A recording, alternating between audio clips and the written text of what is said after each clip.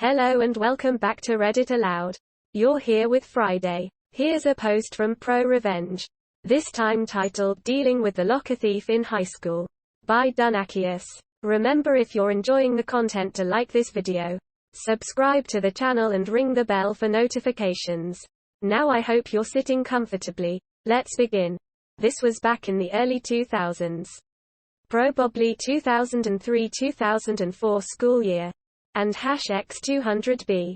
Throughout the entire year there was a crime wave of people having things stolen out of their locked lockers.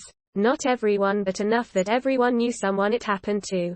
The school's only defense about this was that it was our fault for sharing locker combos with our friends. And #X200B. They also charged us every time we had to get the combination changed on a locker. Like after a theft, for instance. Because it was assumed to be our fault. And #X200B. Well, I had my graphing calculator taken out of my locker. I also never gave out my combination to anyone. Mostly because my friends were blank and we pulled blank on each other all the time. So I was out $150 for the calculator and another $150 to change the combination. Getting a locksmith to change out the lock. This is 2003 money, so it's a bit more than now. And #X200B. To anyone who has ever had to buy a TI-86 in 2003 or 2004, you'll know how much the things cost. And #X200B. Well, my dad was drinking buddies with one of the county detectives. I'll call him Detective Buddy and/or Uncle Buddy. He went in to talk to the school about these string of thefts going on so he could get the security camera for the day my calculator went missing and got completely brushed off as it was a non-existent problem, and he must have given out his locker combination. The principal told him he would need a warrant to get the camera footage. Then when he got the warrant, the school fought the warrant in court, citing student privacy. And #X200B.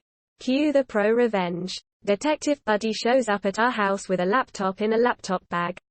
He's like, throw this in your locker and tell everyone you know about your brand new laptop. And #X200B. Okay. Sure, Uncle Buddy. And #X200B. 3 days later I show up at my locker between classes and the laptop is gone. The bag too. Nowhere to be seen. As is a 24-ounce bottle of Coke.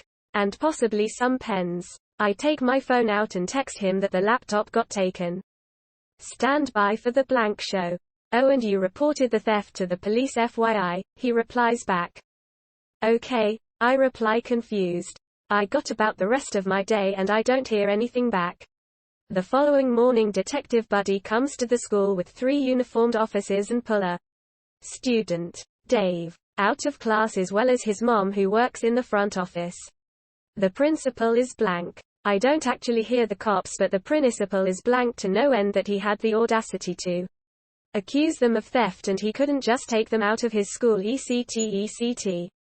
And #X200B. Well, turns out there was a tracker in the laptop bag and Uncle Buddy got a warrant to search a particular house. The laptop had a value of over $1,000, making it a felony. The next afternoon he set up a tent with a table just outside of school grounds. He also had a banner across the top, if you have had something stolen from your locker, see me. And #X200B. By the next morning Dave and his mom made the paper. Apparently Dave allegedly used his mom's login information to get onto the school network and get the locker combinations for basically everyone. Then he just opened random lockers looking for valuables to steal. If he didn't get info of a specific locker to steal from. And #X200B. When he set up the stand to get more people reporting thefts, he racked up an astounding number of charges.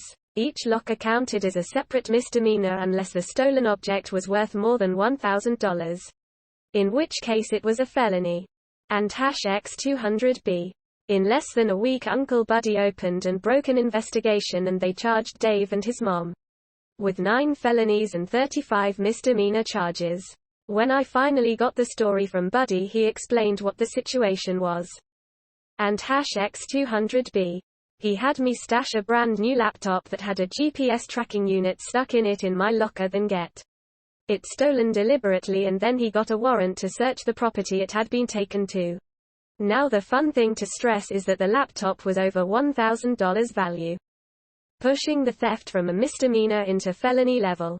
There was also another 8 felony charges. Stuff like jewelry that was stolen from other people's locker and recovered. So any of the locker break-ins that amounted to over $1,000 stolen was a felony charge, and less than $1,000 was a misdemeanor charge. And #X200B. Cool thing was that because the calculator and the laptop was for 8 days, and the combination changed between the days, he caught a felony and a misdemeanor charge off me alone. The 9 felony thefts ended up in the $12,000 range total. And the 35 misdemeanor charges were somewhere in the range of $3,000 total in value. And #X200B. Now that's an awful lot of stuff stolen.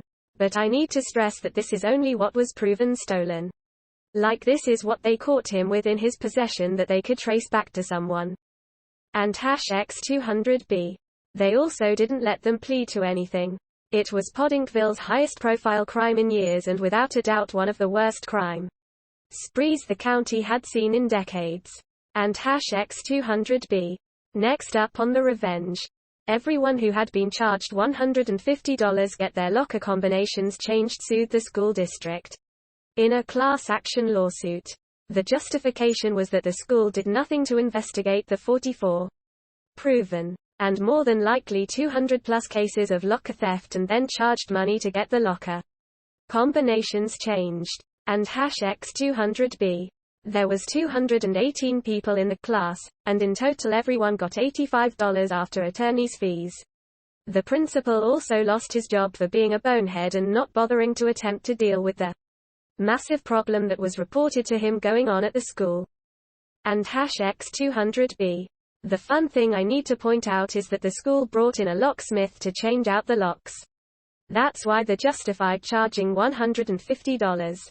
Well, the school already paid the $150 a locker. But they also had to return $100 per locker, meaning that they were out $21,800 plus their legal fees for that class action suit. And #X200B. Next comes the criminal trial and the fallout. The prosecutor's deal was 10 years in prison, 5 in UV and 5 in adult prison for Dave, and 15 for Dave's mom. And #X200B. Well, they refused that deal and it went to trial. Dave got 1 year prison for each felony, the state minimum, and 1 month probation for each misdemeanor. So 9 years plus 35 months of probation. His mom received 18 years of jail and 6 years probation. And #X200B.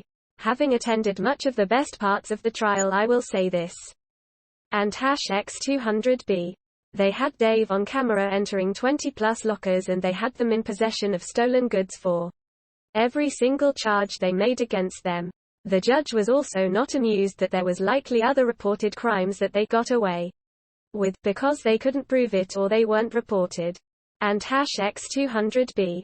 Dave's mom got it worse. That was a fun sentencing to show up for. And #X200B. But the most important thing is that I got my graphing calculator back. It had my name engraved inside the battery compartment. I still have it, as well as a cool story to tell.